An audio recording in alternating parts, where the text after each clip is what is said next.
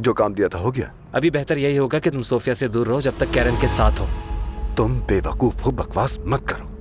ये सब सोफिया को वापस पाने के लिए है। तुमने काम किया या नहीं? खैर, मेरी लोगों से बात हो गई है। बहुत अच्छी। ऑनेस्टली मुझे नहीं लगता इस तरह तुम सोफिया को हासिल कर पाओगे। तुम मानो या फिर ना मानो, ये मेरा आइडिया नहीं।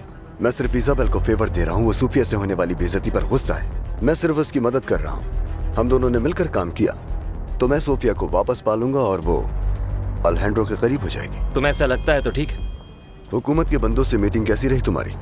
आखिर में एर्नेस्टो ने मोराल की सारी बातें मान ही ली। अंदाजा था मुझे, क्योंकि अर्नेस्टो को कोई एक्सपीरियंस नहीं। वो मेरा एहसान बन रहा है, इसी में मेरा फायदा है। और अब डायरेक्टर बनने के बाद ये मेरा पहला प्रोजेक्ट होगा जिसे मैं आगे बढ़ाऊंगा। हाँ, पर याद रखना कि अल्हेंड्रो ने तुम्हारे डिपार्टमेंट पर कड़ी निगरानी लगा रखी है। हाँ, वो निगरानी भी अब खत्म हो जाएगी। कल तक सब हटा दिया जाएगा और फाइनली बगैर किसी रुकावट के मैं इस कंपनी को चला सकूंगा।